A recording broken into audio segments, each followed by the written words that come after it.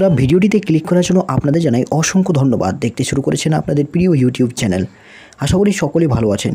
তো বন্ধুরা, অবশেষে চুক্তিভিত্তিক কর্মচারীদের সুদিন এসে গেল। হ্যাঁ বন্ধুরা, অবশেষে এবার চুক্তিভিত্তিক কর্মীদের মধ্যে কাদের স্থায়ীকরণ হবে, কাদের পার্মানেন্ট করা হবে, কোন পদ্ধতিতে করা হবে তা এবার নির্দিষ্ট করে বিজ্ঞপ্তি আকারে জানিয়ে দিল অর্থ দপ্তর। হ্যাঁ বন্ধুরা, রাজ্যে যেসব চুক্তিভিত্তিক কর্মচারী রয়েছেন আইসিডিএস, আশা, ভিআরপি থেকে শুরু করে civic volunteer, casual worker, PHE, SSK, MSK, para teacher, তাছাড়া পার্শ্ব শিক্ষক থেকে শুরু করে ভোকেশনাল টিচার, সকল চুক্তিভিত্তিক কর্মীদের মধ্যে কাদের অফিসিয়ালভাবে এই স্থায়ীকরণ করা হবে তা এবার স্পষ্টভাবে জানিয়ে দিল রাজ্যের অর্থ দপ্তর। দীর্ঘদিন ধরে কর্মীদের দাবি ছিল যে কবে স্থায়ীকরণ করা হবে, পার্মানেন্ট কেন করা হচ্ছে না। তবে অবশেষে সুখবর। দীর্ঘদিন ধরে আপনারা দেখছিলেন বিভিন্ন আন্দোলন করছিল কর্মীরা। বিগত 4-5 বছর ধরে একের পর এক আন্দোলন করে এসেছে, কিন্তু সেই আন্দোলনের ফল মেলেনি। তবে কি এবার ভোটের পরবর্তীতে রাজ্য সরকার কথা রাখলো কর্মীদের নিয়ে? কি বলছে এই প্রতিবেদনে অবশ্যই আমি আপনাদের দেখিয়ে দেব। তো বিজ্ঞপ্তি অনুযায়ী কি বলা হয়েছে, বিস্তারিত তথ্য শেষ পর্যন্ত দেখতে থাকুন। চ্যানেলে নতুন দর্শক জুড়ে থাকলে এই ধরনের ভিডিও আপডেট সবার আগে পেতে এক্ষুনি চ্যানেলটিকে সাবস্ক্রাইব করে পাশের বেল নোটিফিকেশান বাটনটি প্রেস করতে একেবারেই ভুলবেন না। আর যারা সাবস্ক্রাইব করেছেন তাদের অসংখ্য ধন্যবাদ জানাই। তো দেখে নিচ্ছি বিস্তারিত তথ্য। বন্ধুরা, খবরটি বর্তমান পত্রিকায় প্রকাশিত হয়েছে এবং সেখান থেকে আমি আপনাদের এই খবরটি দিচ্ছি, একেবারে লেটেস্ট আপডেট। দেখুন কি বলা হয়েছে।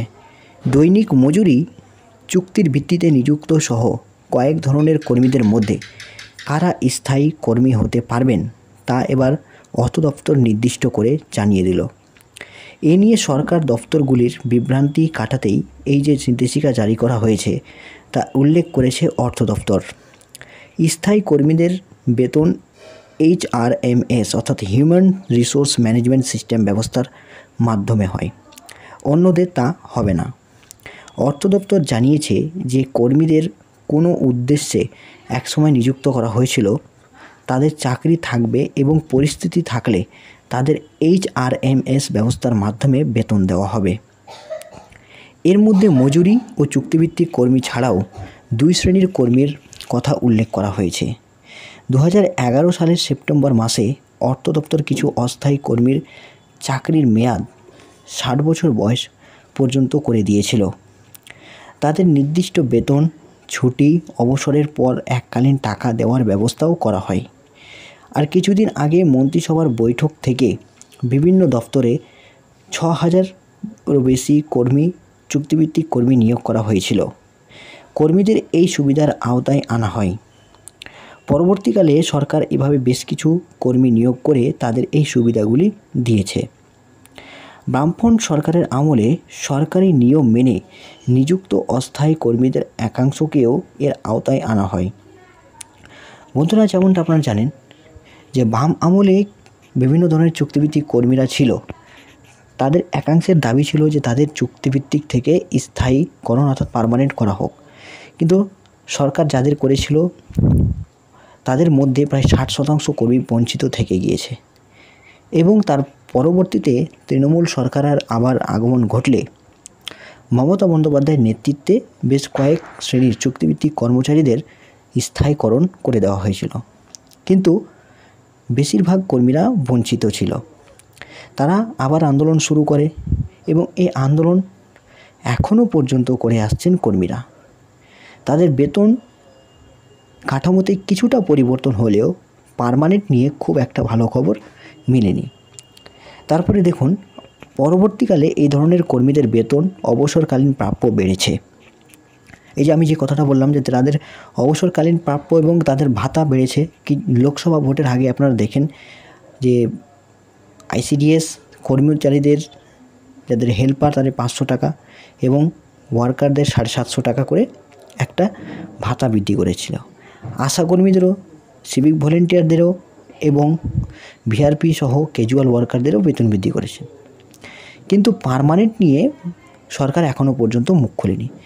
তবে দেখুন, এই অর্থ দপ্তরের বিজ্ঞপ্তি অনুযায়ী তার পরবর্তীতে কি বলা হয়েছে, চুক্তিভিত্তিক গ্রুপ ডি কর্মীদের প্রারম্ভিক বেতন প্রথমে 6,700 টাকা ছিল এবং তা বেড়ে এবার 12,000 টাকা করা হয়েছে। এর বাইরে সরকারি দপ্তরে বহু অস্থায়ী কর্মী কাজ করেন। এই কর্মীদেরও চুক্তিভিত্তিক দৈনিক মজুরির ভিত্তিতে নিয়োগ করা হয়েছে এবং বহু বছর ধরে সরকারি দপ্তরে কাজ করলেও অনেক কম বেতন পান। এমন অস্থায়ী কর্মীও সরকারি দপ্তরে প্রচুর সংখ্যায় আছেন। অস্থায়ী কর্মীদের বেতন স্থায়ী কর্মীদের মতো HRMS ব্যবস্থার মাধ্যমে দেওয়ার জন্য অর্থ দপ্তর কয়েক বছর আগে নির্দেশ দিয়েছিল। তবে কোন অস্থায়ী কর্মীদের HRMS এর আওতায় আনা হবে তা নিয়ে বিভ্রান্ত তৈরি হয়।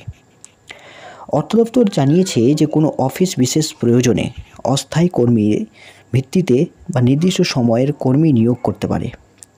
এই কর্মীদের বেতন HRMS অর্থাৎ হিউম্যান রিসোর্স সিস্টেম এর ব্যবস্থার মাধ্যমে হবে না। কোনো বিশেষ প্রজেক্ট স্কিমের জন্য নিযুক্ত অস্থায়ী কর্মীদের ক্ষেত্রেও একই ব্যবস্থা থাকবে। প্রজেক্ট স্কিমগুলি যতদিন চলবে তার উপর এই কর্মচারীদের চাকরির স্থায়িত্ব নির্ভর করবে। ওই কর্মীদের বেতনের যে বিল তা HRMS এর বদলে কোনো হেড থেকে দিতে হবে তা নির্দিষ্ট করে দেওয়া হয়েছে। সরকারি অফিসে এজেন্সির মাধ্যমে নিযুক্ত কর্মীরাও কাজ করেন। ওই কর্মীদের এজেন্সির মাধ্যমে বেতন দিতে হবে। এজেন্সির বিল কোনো হেডে হবে, সেটাও জানিয়েছে বিজ্ঞপ্তিতে। সরকারি অফিসে এখন বহু তথ্য প্রযুক্তি কর্মী কাজ করেন, যাদের এজেন্সির মাধ্যমে নিয়োগ করা হয়েছে।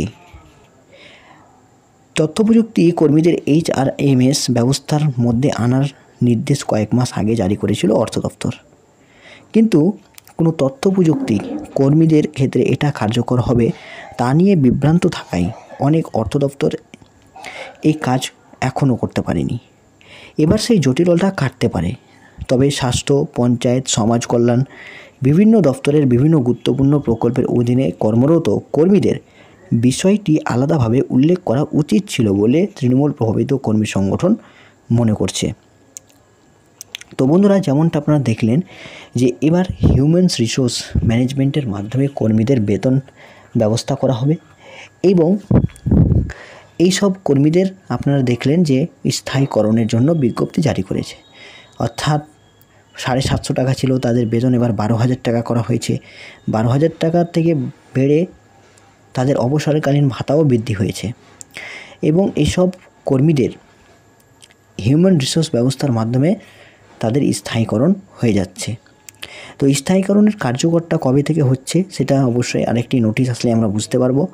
তবে এই স্থায়ীকরণের ফলে কর্মচারীরা অবশ্যই উপকৃত হবেন, তার ফলস্বরূপ তাদের বেতনও বাড়বে।